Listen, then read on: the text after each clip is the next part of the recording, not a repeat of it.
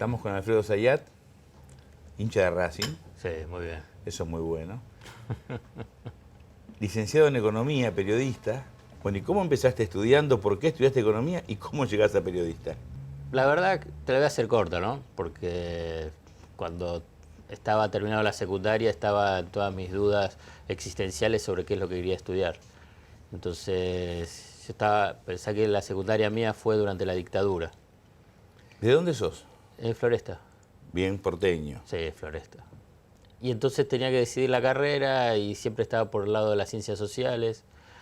Tenía un conocido un par de años mayor que yo que estaba estudiando ciencias económicas y finalmente me decidí, pero más con la idea de entender la economía como una ciencia social, no como me la enseñaron en la facultad. Nada. Digamos, la verdad, a mí la facultad me sirvió para poder entender bien cómo es la economía ortodoxa. Solamente te enseñan una corriente de pensamiento económico. Y la verdad que es tan ilógico eso. No solamente en Argentina, también a nivel mundial.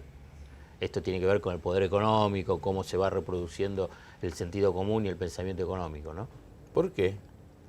Porque así se empieza a armar el dispositivo de la construcción del sentido común en la interpretación de los fenómenos económicos.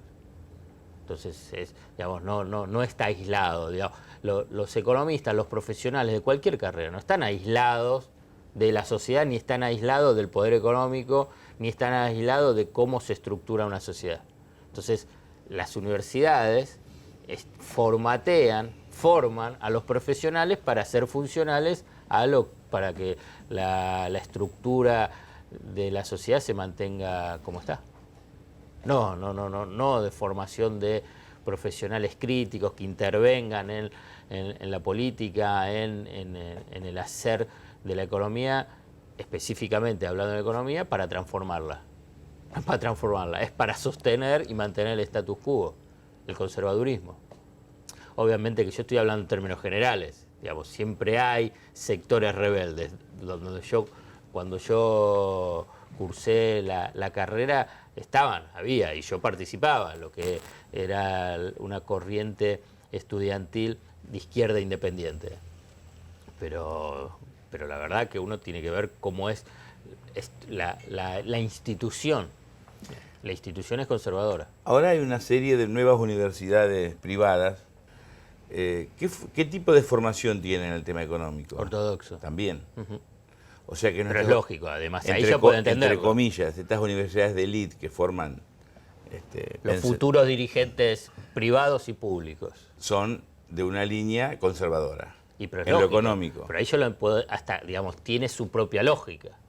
Tiene su lógica. Ahora bien, si ya desde el Estado, digamos, le hace perder la diversidad. Yo no estoy diciendo que no se tiene que estudiar la ortodoxia, al revés, hay que estudiarla. El tema es que tiene que ser plural. Y además de que no es plural, digamos, está sesgado hacia esta concepción de que la economía es una ciencia exacta. Digamos, tenés casi un 30% de la carrera vinculada a matemática, estadística, econometría. Digamos, es notable. Una ciencia social tiene casi un 30%, y economía un 30% vinculado a temas matemáticos. ¿Qué opinan, por ejemplo? ¿Seguís ligado a la universidad de alguna manera? ¿Conocés más o menos sus planes de estudio, cómo funcionan? Poco. ¿Qué opinan hoy de Martínez de Oz y de Cavallo? Digo, depende. La verdad que depende. No, en esa línea de pensamiento conservador. No, ¿Lo reivindican? Bueno, depende. En general, cuando yo analizo los fenómenos económicos, las figuras acompañan a cuál es la esencia de la política. Y la esencia de la política de Martínez de Oz, la esencia de la política de Cavallo, hoy tenés importantes representantes, digamos, los Broda, los Melconiani, podés hacer todo, digamos, estos economistas, digo entre comillas, que para mí son lobistas del poder económico, digamos, en la esencia reivindican esas políticas. Los redrados, digamos, es eso. Entonces, la verdad que no es relevante si ellos dicen, está bien lo de Martínez de Oz, está bien lo de Cavallo. ¿Cuáles son las políticas o cuál es el proyecto de país que proponen? Y el proyecto de país que proponen es similar al de Martínez de Oz y al de Cavallo, obviamente adaptado a, ya no es la década del 70, no es la década del 90, es la segunda década de este nuevo siglo. El libro que acabas de publicar, sos autor de varios libros, pero el último, Amenazados, Sí. vinculado al establishment y las cosas que nos cuentan, ¿tiene que ver con esto que decís? Sí, porque es el miedo a la economía. Amenazados, el miedo a la economía. Cómo el dispositivo de construcción del miedo en la economía sobre los sectores vulnerables, y ojo que cuando hablo de los sectores vulnerables hablo también de clases medias, hablo de los pequeños y medianos productores, de los pequeños y medianos comerciantes, de los pequeños y medianos industriales, obviamente de los trabajadores, de los jubilados, están bombardeados, pero diariamente por los profetas del apocalipsis, digamos, por los amenazadores, que son estos economistas, estos lobistas del poder económico. Obviamente, una sociedad vulnerable, frente a ese mensaje permanente de que algo malo te puede suceder, te genera una angustia. Angustia, zozobra, digamos, el que tiene que consumir y consumo menos, el que tengo que invertir y no invierto, el que tengo un ahorro, voy y compro dólares, generando... Además es la profecía autocumplida. La si vos búsqueda. Anunciás que va a haber un choque en la esquina, algún día hay un choque, si yo lo dije. Bueno, esa es la búsqueda de la profecía autocumplida, porque ¿cuál es el objetivo de ese dispositivo del miedo? Que estos sectores vulnerables, que es un sector muy importante de la sociedad, como yo te lo describí antes, frente a la angustia, se subordinen a decir, bueno, aceptar medidas que proponen precisamente ellos, que dicen qué es lo que hay que hacer para sacarte la angustia, que son medidas que van en contra de tus propios intereses. Esa es la clave. Digamos, el que me está escuchando dirá, pero este que me está diciendo, yo siempre defiendo mis intereses. ¿Cómo vas a decir que no voy a defender mis intereses? Entonces, nos hacen creer que estamos en crisis exactamente. Y que tenemos que ir un poquito peor o ceder alguna ventaja para estar bárbaro. Exacto. Y por ejemplo, pero yo le voy a poner ejemplos concretos. Cuando permanentemente te están diciendo hay atraso cambiario. Entonces, por ahí a vos ni te influye mucho que esté más o menos atrasado dentro de lo que es hoy el tipo de cambio. Entonces vos repetís, bueno, hay que devaluar. Bueno, la devaluación a todos estos sectores que yo te mencioné antes le afecta su poder adquisitivo y baja su calidad de vida. ¿Y a quién beneficia una devaluación? A sectores minoritarios. ¿Quiénes son? El 52% de los dólares comerciales, de los dólares de exportación, ¿sabes cuántas empresas lo concentran? 25. Entonces, vos ahí es clarísimo. Si hay una devaluación, esas 25 grandes empresas, bueno, se benefician. Del sector agroexportador, es un poquito más del 30% de esos dólares. Y si vos seguís subiendo en ese ranking, las 50 empresas es más del 75%. De los dólares. ¿Te das cuenta que, vos fíjate, estamos hablando de 50 grandes empresas locales y gran parte multinacionales? Esos son los que se benefician inmediatamente con una devaluación afectando a millones. Otro sector importante que se beneficia con una brusca devaluación, porque hay que diferenciar, porque cuando se dice solo devaluación lleva a la confusión, porque el gobierno ha estado devaluando la moneda, pero deliberadamente, con una política de administración del tipo de cambio. Es una brusca devaluación, cuando el mercado fuerza la devaluación, por ejemplo, como está pasando en Brasil, ¿no? Bueno, los grandes tenedores de dólares. Pero cuando digo grandes tenedores de dólares, estoy hablando de millones de dólares, no estoy hablando de el pequeño ahorrista o el mediano que tiene su pequeño canutito en dólares en función a lo que ha pasado en los 40 años en Argentina. Hay una brusca devaluación. ¿Qué pasa con ese capital en dólares medido en poder adquisitivo en moneda doméstica? Aumentó extraordinariamente y pueden comprar activos a más bajo precio. Bueno, esto es lo que, a ver, técnicamente, ¿qué es lo cuando te dicen y hay una transferencia de ingresos? Y bueno, ahí es donde vos tenés una transferencia de ingresos.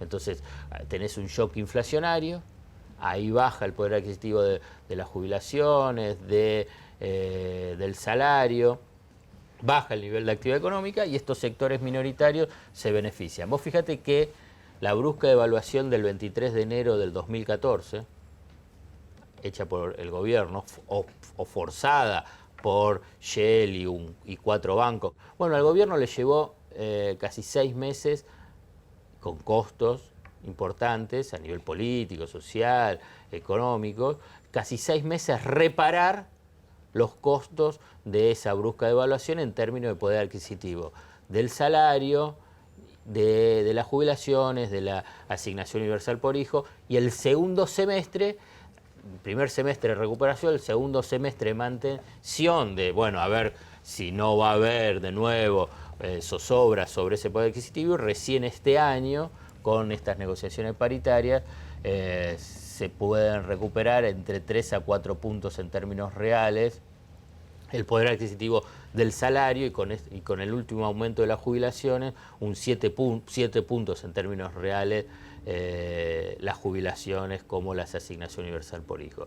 O sea que es un costo muy elevado las bruscas devaluaciones. Por eso cuando yo escucho alegremente que cuando se habla y se dice de atraso cambiario, el tema de la competitividad, la verdad que es un ataque directo al bolsillo de los sectores más vulnerables, y obviando, ignorando lo que fue la experiencia argentina del Rodrigazo hasta la fecha. Rodrigazo, la tablita, que se rompe la tablita en el 82, en el 89 con la hiperinflación de Alfonsín, en el 2001-2002 con la convertibilidad de Menem de la Rúa. La verdad, la experiencia ya ha sido suficiente, pero ha sido un periodo corto, ni te hablo de lo que fueron las bruscas devaluaciones anteriores, para que tan alegremente economistas del establishment y avalados por algunos sectores políticos hablen de una brusca devaluación. ¿Quiénes deben vacunarse contra la gripe? Embarazadas, mamás antes de egresar de la maternidad, niños entre 6 y 24 meses, personas con enfermedades crónicas u obesidad, personal de salud y mayores de 65 años. Para ellos, la vacuna es gratuita en centros de salud y hospitales públicos de todo el país. Vacunate. Es bueno para vos. Es bueno para todos. 0800-222-1002.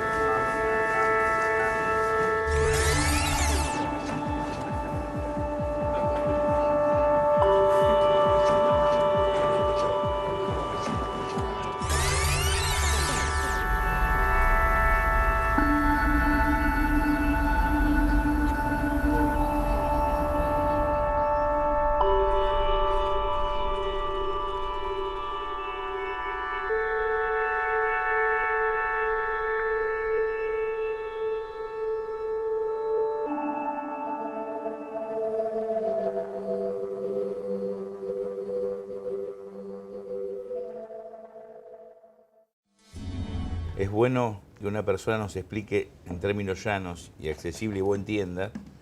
Es muy bueno porque generalmente te asustan además con palabras difíciles para que vos no entiendas. Exacto. Son inentendibles. Entonces, bueno, estoy angustiado, alguien dice que entiende, yo no le entiendo, y bueno, entonces vos agarrás y decís, bueno, que lo hagan, porque vos cedés el conocimiento cuando vos decís, no entendés nada. Digamos, yo no estoy ignorando que existan tensiones, ¿eh? En la economía existen tensiones. Que estas son legítimas, por forman eso, parte de... Existen tensiones cambiarias, tensiones fiscales, tensiones inflacionarias, tensiones vinculadas al sector externo. Ahora bien, dicho esto, depende cómo abordás esas tensiones. Obviamente el tema de la inflación es un tema que preocupa siempre. Y yo un día mirando, me tocaba ir a un programa de televisión, entonces le pedí a un compañero que me hiciera un resumen de cuál había sido la inflación en Argentina del 55 a la fecha. Si uno toma del 2003 a la fecha, el periodo con menos inflación, tomando una década, del 55 al 2015 es este. Sí, eso sí. No estoy minimizando con esto que estamos bárbaros. No, pero sos un hereje. Vos lo que estás diciendo es una herejía para el saber económico convencional, para el sentido común. Yo coincido con lo que vos decís. Entonces cuando lo decís, inmediatamente que te dicen, estás diciendo que la inflación no es un problema. La respuesta hay que decir, no, es un problema, pero tratemos de entenderlo el problema.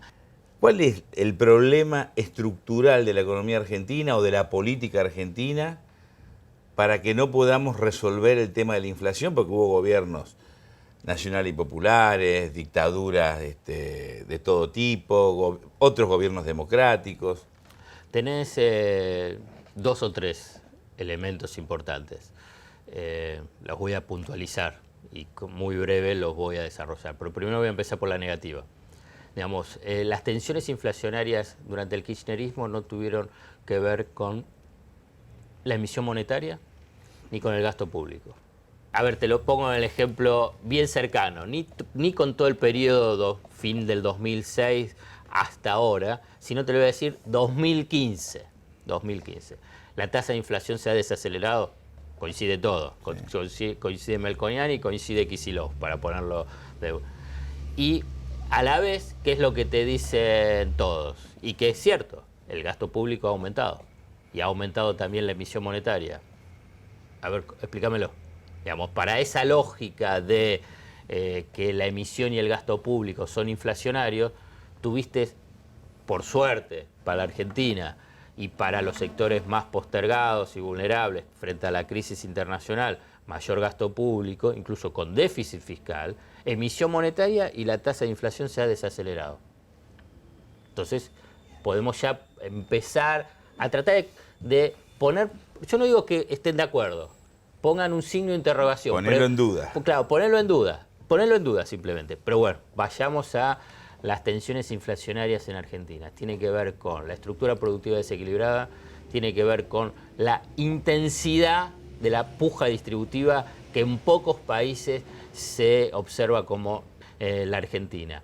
Una estructura de oligopolios y monopolios con abuso de posición dominante y la política deliberada de ajuste del tipo de cambio administrado, que eso es una fuente de tensión inflacionaria. Te lo desarrollo rápidamente. Tenés una estructura productiva desequilibrada. ¿Qué significa? Que tenés un sector agrario, un sector del agro, competitivo a nivel internacional, frente, en términos relativos, a un sector industrial menos competitivo a nivel internacional. Y el sector agrario a nivel competitivo a nivel internacional es el proveedor de divisas por las exportaciones. En cambio, este sector industrial es demandante de divisas, o sea, de dólares, ¿no? Cuando creces, si no tenés una política deliberada, planificada de sustitución selectiva de importaciones y por consiguiente de industrialización, este sector industrial te lleva a lo que se llama restricción externa, escasez de divisas, no me alcanzan los dólares, que es lo que estamos viviendo ahora.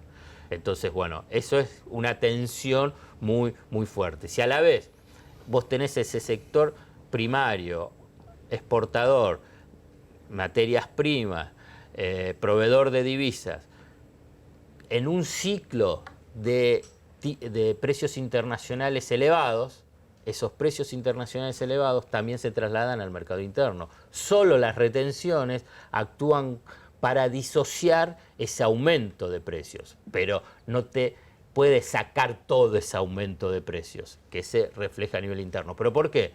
Porque si vos sos exportador y afuera te pagan 100, a nivel interno, ¿a cuánto lo vas a vender? ¿Lo vas a vender a menos? No, lo vas a vender a 100. Y si el precio internacional sube, como el precio de los alimentos, de materia prima, adentro en el mercado interno sube. Por eso es tan importante las retenciones, porque las retenciones trata de disociar el precio internacional del precio local. Pero ahora bien, ¿cuánto puede disociarlo? Se vieron los límites de política cuando fue la derrota de la 125. Digamos, el poder económico, digamos, en un sector del poder económico pusieron un límite. Hasta acá, más no. Eso es por un lado. Después, la intensidad de la puja distributiva, que no es menor. Digamos, es un elemento importantísimo, que yo lo veo en términos positivos. Muestra la vitalidad de la sociedad argentina, la puja distributiva. La puja distributiva es la tensión en forma esquemática del capital y el trabajo, empresario, trabajadores, sindicatos, cámaras empresariales, en términos agregados. Y eso se refleja después en precios. ¿Por qué? Porque en esa puja, en Argentina, existe el movimiento obrero organizado y que a partir del 2003 ha crecido y a nivel de poder y de desarrollo, de densidad y de profundidad en una forma extraordinaria, muy importante. Eso lleva a, bueno, a la disputa sobre cómo se distribuye la riqueza en Argentina, cómo se distribuye el ingreso en Argentina. Durante este periodo el Estado ha actuado como árbitro, volcándose más a decir, bueno, a mejorar el poder adquisitivo del sector de los trabajadores en función a la lógica de impulsar el mercado interno, el consumo, la demanda, entrar en un círculo virtuoso del crecimiento, porque de esa forma, con crecimiento del mercado interno, las empresas invierten, generan empleo, inclusión social. Bueno, ahora bien, cuando se terminan las negociaciones paritarias, firma el 35%, 30%, 25%. La última palabra, ¿qué es lo que aparece ahí? Y finalmente lograron que los empresarios firmen. O sea que como la última palabra lo tienen los trabajadores. ¿Quién tiene la última palabra? Los empresarios después.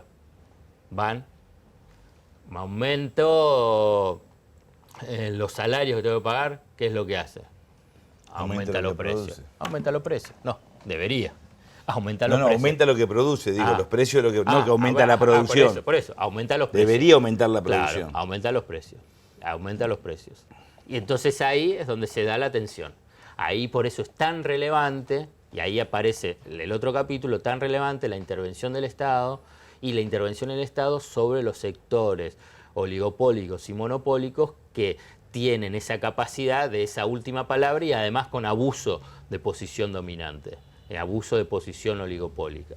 Digamos, el gobierno, para hacer un cuadro completo, y ha sido un poquito débil en ese aspecto, pero que a la vez también hay que sumarle que no es solamente el gobierno, sino que después tenés otras instituciones del Estado que convalidan esos abusos de la posición dominante. Estoy hablando del Poder Judicial, ¿no? Rápidamente es esto, pero para poder entenderlo, bueno, ¿por dónde tenés que abordar el tema inflacionario? Es con ampliación de la oferta, importante, a partir del crecimiento económico. O sea que hay que aumentar la producción. Sí, con crecimiento, en esta estructura en Argentina, con crecimiento económico, inclusión social y empleo, necesariamente vas a tener inflación. Tenés que cambiar esa estructura productiva y tener un Estado más firme, eficaz y en la gestión de las cadenas de valor. Desde el pequeño productor, digamos, para ponerlo tambero, hasta sachet de leche en los supermercados. ¿Entendés? Entonces es todo ese combo donde no se soluciona en forma mágica como te vende la ortodoxia, que es, bueno, bajás el gasto público, bajás la emisión y así bajás la inflación. Vos, digamos, a ver, yo te lo voy a decir más claro todavía. No bajás la inflación a costa de desempleo, desindustrialización, pobreza. ¿Viste que dicen dilema económico? Yo te digo trilema. Vos tenés crecimiento económico, distribución del ingreso e inflación. Y cuando digo distribución del ingreso estoy diciendo empleo también, ¿no? Crecimiento, empleo, distribución del ingreso, inflación. Solamente podés cumplir 2 de esos 3. ¿Qué elegís? Entonces, ahí es claramente que el kirchnerismo eligió crecimiento, empleo con distribución del ingreso. Eso te genera tensiones inflacionarias. Entonces vos podés agarrar y decís, bueno, no, yo quiero que baje la inflación. O en cuál de los dos, estas dos variables que yo te mencioné, vas a castigar. Es una decisión, es una decisión de política. Para mí es clave. Es clave en función a qué tipo de proyecto de país aspirás. ¿Y cómo está la economía hoy? La economía hoy enfrenta tensiones del sector externo como en el sector interno. El sector externo es que hay un contexto internacional desfavorable. Y a nivel local lo que hay es una tensión en el sector externo. Para traducirlo es que no hay dólares para todos. No hay dólares para todos de acuerdo a la demanda que existe de cada uno de los sectores, de la industria, de las multinacionales, del propio Estado para acumular reservas y para pagar deuda, para los que quieren dolarizar sus ahorros, ni para lo de los turistas. Entonces se va dosificando, como ha sido en estos últimos 3 años. Pero entonces hay que tener en cuenta esa importante restricción. Ahora bien, a lo que se le suma una segunda restricción, que los sectores que tienen una elevada capacidad de ahorro, generador de excedentes, tanto en el sector de la producción como en el sector del ahorro en general, dolarizan y fugan los capitales. ¿Y mi perspectiva cuál va a ser para el año que viene? Hay tensiones, Sí. lo sé, voy a estar mejor, voy a estar peor, Y bueno, tengo que estar optimista, me meto bajo la cama. saber que existen y disputar en ese espacio que es la economía, que es un espacio de disputa de poder, cuáles son tus intereses. Digamos, a ver, para decirlo y vincularlo con mi libro, no tengas miedo a los que te infunden miedo a la economía y no defiendas intereses que no son propios. Entonces, frente a eso, vos vas a condicionar a cualquier... Yo voy a votar cualquier pensando en mis intereses. y tenés que ver quiénes son los que representan a tus intereses. Por eso, primero pienso cuáles son mis intereses, después busco quién me representa y ahí voto. Y bueno, eso. Vamos a presentar el libro, Alfredo, que lo mencionaste varias veces, a ver, Amenazados, el miedo en la economía, de Alfredo Zayat. Dedicámelo. Dale. Gracias por ayudarnos a entender, Alfredo. No, gracias a vos, Chino, por la invitación. Vamos a seguir charlando antes de fin de año sobre otros temas. Sí, Un señor. gustazo.